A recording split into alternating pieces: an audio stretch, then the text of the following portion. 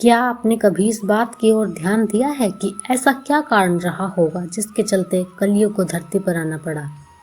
वह ना सिर्फ यहाँ आया बल्कि यहाँ आकर यहीं का हो गया। तो आखिर क्या रहस्य है कलयुग के धरती पर आगमन के पीछे। पुराणों में 4 युगों का वर्णन मिलता है, सतयुग, त्रेता युग, द्वापर युग और कलयुग। कलयुग को एक श्राप कहा जाता है, पर क्या आपको पता है कि पृथ्वी पर कलयुग कैसे आया, कैसे कलयुग की शुरुआत हुई। आइए हम बताते हैं। महान गणितज्ञ आर्यभट्ट ने अपनी पुस्तक आर्यभट्टियम में इस बात का उल्लेख किया है कि जब वह 23 वर्ष के थे तब कलयुग का 36वां वर्ष चल रहा था। आंकड़ों के अनुसार आर्यभट्ट का जन्म 476 ईस्वी में हुआ था। गणना की जाए तो कलयुग का आरंभ 3102 ईसा पूर्व हो चुका था। तो चलिए वीडियो शुरू करते हैं।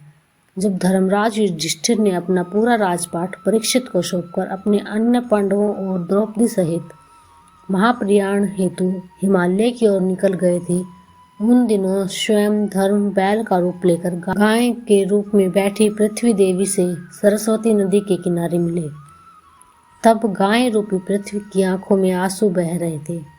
पृथ्वी को दुखी देख धर्म ने उनसे पूछा कि वह क्यों परेशान है। धर्म ने कहा, देवी, तुम ये देखकर तो नहीं रो रही हो कि मेरा बस एक पैर है, या तुम इस बात से दुखी हो कि अब तुम्हारे ऊपर बुरी ताकतों का शासन होगा। इस सवाल पर पृथ्वी बोली, हे धर्म, तुम तो सब कुछ जानते हो, ऐसे में मेरे दुख का कारण पूछने से क्या लाभ। सत्य, पवित्रता, क्षमा, दया, संतोष, त्याग, शास्त्र विचार, ज्ञान, वैराग्य, शौर्य, तेज, ऐश्वर्य, कांति, कौशल, स्वतंत्रता, निर्भीकता, कोमलता, धैर्य, साहस, उत्साह, कीर्ति, आस्तिकता, स्थिरता, गौरव, अहंकारहीनता आदि गुणों के स्वामी भगवान श्री कृष्ण के स्वधाम जाने की वजह से कलयुग ने मुझ पर अधिकार कर लिया है। पहले भगवान कृष्ण के चरण मुझ पर थे, जिसकी वजह से मैं खुद को सौभाग्यशाली मानती थी, परंतु अब ऐसा नहीं है। अब मेरा सौभाग्य समाप्त हो गया है। धर्म और पृथ्वी आपस में बात कर ही रहे थे कि इतने में असुर रूपी कलयुग वहां आ पहुंचा और बैल और गाय रूपी धर्म और पृथ्वी को मारने लगा। राजा परीक्षित वहां से गुजर रहे थे। जब उन्होंने यह दृश्य अपनी आंखों से देखा तो कलयुग पर बहुत क्रोधित हुए। अपने धनुष पर बाण रखते हुए राजा परीक्षित ने कलयुग से पूछा, दुष्ट पापी, तू कौन है? इस निरीह गां तथा बैल को क्यों सता रहा है? तू अपराधी है, तेरा अपराध क्षमा योग्य नहीं है, तेरा वध निश्चित है। राजा परीक्षित ने बैल के स्वरूप में धर्म और गाय के स्वरूप में पृथ्वी को पहचान लिया था। परीक्षित राजा ने उनसे कहा, हे वृषभ, आप धर्म के मर्म को भली भांति जानते हैं, इसलिए आप किसी के विषय में गलत ना कहते हुए अपने ऊपर अत्याचार करने वाले का नाम भी नहीं बता रहे हैं। हे धर्म, सतयुग में आपके तप, पवित्रता, दया और सत्य 4 चरण थे। त्रेता में 3 चरण रह गए, द्वापर में 2 ही रह गए और अब इस दुष्ट कलयुग के कारण आपका एक ही चरण रह गया है। पृथ्वी देवी भी इस बात से दुखी है। इतना कहते ही राजा परीक्षित ने अपनी तलवार निकाली और कलयुग को मारने के लिए आगे बढ़े। राजा परीक्षित का क्रोध देखकर कलयुग कांपने लगा। कलयुग भयभीत होकर अपने राजसी वेश को उतार कर राजा परीक्षित के चरणों में गिर गया और क्षमा याचना करने लगा। राजा परीक्षित ने शरण में आए हुए कलयुग को मारना उचित नहीं समझा और उससे कहा कि तू मेरी शरण में आ गया है, इसलिए मैं तुझे जीवन दान दे रहा हूँ, किंतु अधर्म, पाप, झूठ, चोरी, कपट, दरिद्रता आदि अनेक उपद्रवों का मूल कारण केवल तू ही है। तू मेरे राज्य से अभी निकल जा और फिर कभी लौट कर मत आना। राजा परीक्षित की बात को सुनकर कलयुग ने कहा कि पूरी पृथ्वी पर आपका निवास है। पृथ्वी पर ऐसा कोई भी स्थान नहीं है जहां आपका राज्य ना हो। ऐसे में मुझे रहने के लिए स्थान प्रदान करें। कलयुग के ये कहने पर राजा परीक्षित ने सोच विचार कर कहा, झूठ, धूर्त, मद्यपान, परस्त्रीगमन और हिंसा, इन स्थानों पर असत्य, मद, काम और क्रोध का निवास होता है। तू इन स्थानों पर रह सकता है। परंतु इस पर कलयुग बोला, हे राजन, ये स्थान मेरे रहने के लिए अपर्याप्त है, मुझे अन्य जगह भी प्रदान कीजिए। इस मांग पर राजा परीक्षित ने उसे स्वर्ण के रूप में 5वां स्थान प्रदान किया। स्वर्ण रूपी स्थान मिलते ही कलयुग ने राजा परीक्षित के सोने के मुकुट में निवास की सोच ली। कलयुग इन स्थानों के मिल जाने की से प्रत्यक्षतः वहां से चला गया, किंतु कुछ दूर जाने के बाद अदृश्य रूप से वापस आकर राजा परीक्षित के स्वर्ण मुकुट में निवास करने लगा। मार्कंडेय पुराण में कलयुग के दौरान शासक जनता पर मनमाने ढंग से शासन करेंगे, मनचाहे ढंग से उन पर कर थोपेंगे। शासक अपने राज्य में अध्यात्म की जगह भय का प्रसार करेंगे। वह स्वयं एक बहुत बड़ा खतरा बन जाएंगे। बड़ी संख्या में पलायन शुरू हो जाएगा।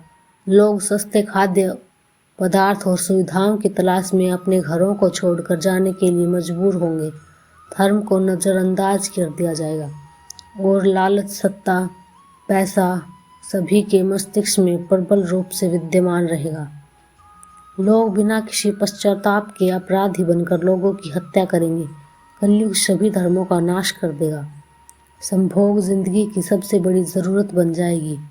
लोग बहुत आसानी से कसम खाएंगे और उसे तोड़ देंगे। वचनों का कोई अर्थ नहीं रह जाएगा। लोग मदिरा और अन्य नशीले पदार्थों की चपेट में आ जाएंगे। गुरुओं का सम्मान करने की परंपरा खत्म हो जाएगी। ब्राह्मण ज्ञानी नहीं रहेंगे। क्षत्रियों का साहस खो जाएगा और वैश्य अपने व्यवसाय में ईमानदार नहीं रह पाएंगे। पाप अपने चरम पर होगा। ऐसा कलयुग है। और अभी तो कलयुग का बचपन चल रहा है। कलयुग का जीवन चक्र बहुत बड़ा है। कलयुग के खत्म होने का कैसे पता चलेगा, आइए जानते हैं। मनुष्य का एक मास, पितरों का एक दिन रात, मनुष्य का एक वर्ष, देवता का एक दिन रात। मनुष्य के 30 वर्ष, देवता का एक मास।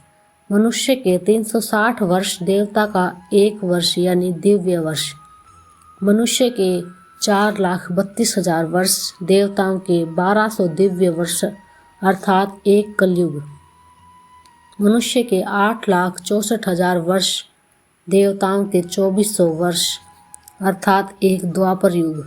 मनुष्य के 12,96,000 वर्ष, देवताओं के 3600 दिव्य वर्ष अर्थात एक त्रेता युग। मनुष्य के 17,28,000 वर्ष अर्थात देवताओं के 4800 दिव्य वर्ष अर्थात एक सतयुग। इस सब का कुल योग मानव के 43,20,000 वर्ष अर्थात 12,000 दिव्य वर्ष अर्थात एक महायुग या एक चतुर्युगी चक्र। सतयुग 4800 दिव्य वर्ष, 17,28,000 सौर वर्ष त्रेता। क्या इस कलयुग में ऐसी कोई जड़ी बूटी है जो इंसान को पुनः जिंदा कर दे? क्या जनाब, लोग इंसानियत को जिंदा नहीं कर पा रहे हैं और आप इंसान को जिंदा करने वाली बूटी ढूंढ रहे हैं। कलयुग में अच्छा क्या हो रहा है? लोग आज भी अपने इष्ट का नियम से नाम जप, मंत्र तंत्र, पूजा अर्चना, व्रत आदि कर रहे हैं। बहुत लोग आज भी राष्ट्र धर्म को सबसे ऊपर और उत्तम मानते हैं। कुछ लोग आज भी किसी के साथ गलत हो रहा है तो उसके साथ खड़े हो जाते हैं और उस गलत व्यक्ति को रोकते हैं। कुछ लोग आज भी धर्म का ज्ञान रखते हैं और उसका दैनिक दिनचर्या में पालन करते हैं। कुछ लोग आज भी अपने माता पिता में भगवान देखते हैं। लोग आज भी स्वेच्छा से दान और अनजान लोगों की मदद के लिए आगे आते हैं। यदि समाज में दृष्टि डालेंगे तो रोज कुछ न कुछ हो रहा है।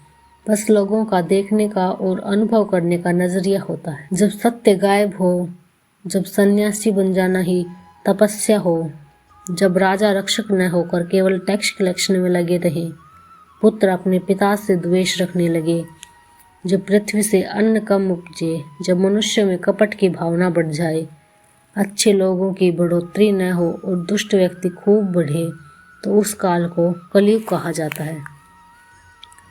कलयुग में आपको कौन बचा सकता है? अपने खुद के द्वारा किए गए कर्म, सत्कर्म व सत्य रूपी धर्म कर्म का पालन करके ही मनुष्य कलयुग से बच सकता है।